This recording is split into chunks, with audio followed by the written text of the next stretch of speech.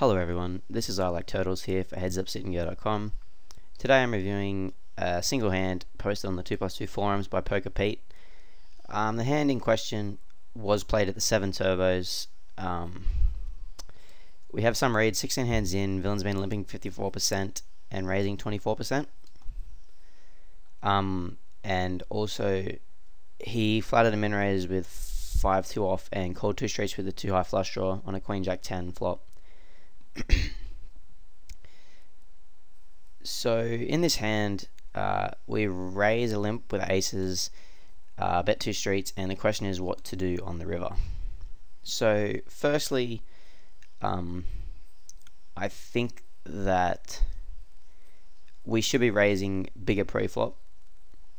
The reason for that is obviously just to get more value, but firstly, a fish's limping range is going to be relatively inelastic when it comes to calling if we make it 90 or if we make it 100 or 105.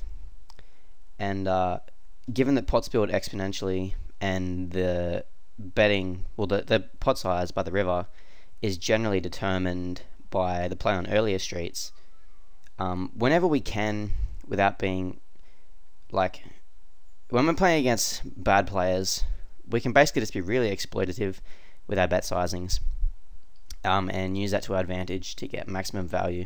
So pre-flop I would raise to 100 or 105. So on the flop, again, it's kind of the same concept. It's a good time to talk about the elasticity of ranges. So basically on this flop here we bet 105 and I think that's too small.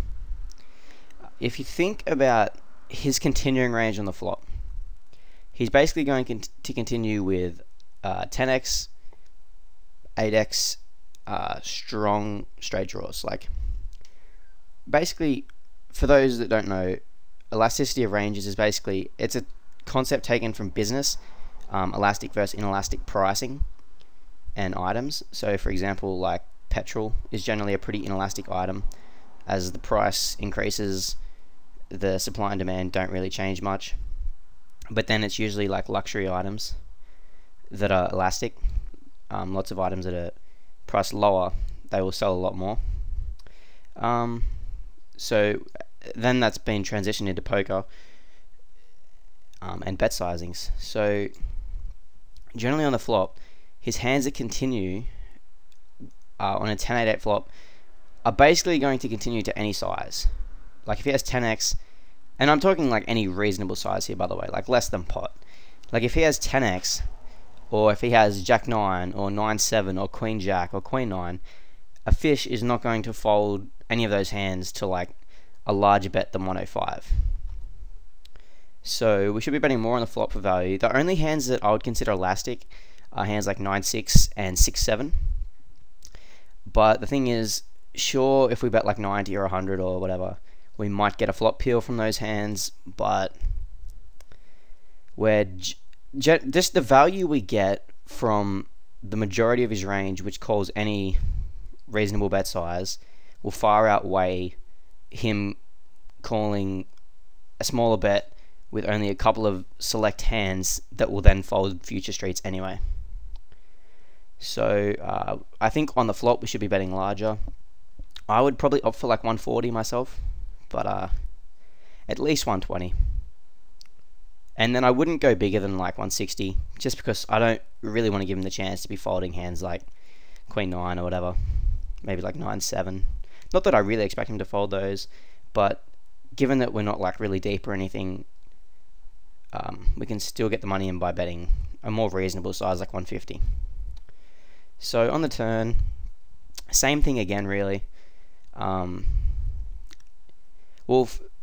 It depends really on the flop sizing. Like again, like because we bet smaller on the flop here, I think we should be betting larger on the turn, just to make it far easier to shove the river. As played, we set the stacks up for 710 into 870 on the river. I think that betting is the only play. I think that checking, if we check, we're not really going to, there's nothing that we can really induce bluffs. Like there's no hand.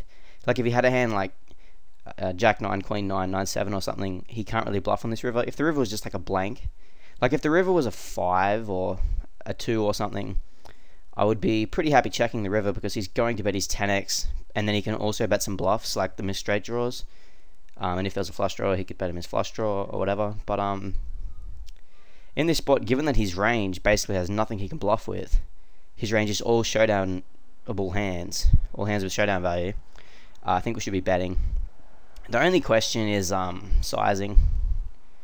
I think as played, I would prefer betting non all in, just because the stacks aren't super great. I think that shoving is also fine. I did run the combos, and it's fairly close. If he folds 9x, it's really close to whether or not we can shove for value. But I think that, firstly, if we bet the flop and turn, or at least one of the streets larger, especially the flop, he's more likely to call 9x on the river, obviously, given that the shove is for a smaller percentage of effective stacks. And so that's why, as played, I think I would probably bet non all in, maybe like 460 or something. But I also think shoving is totally fine. So anyway, that's the end of this short video. Thanks for watching. Please leave any questions or comments.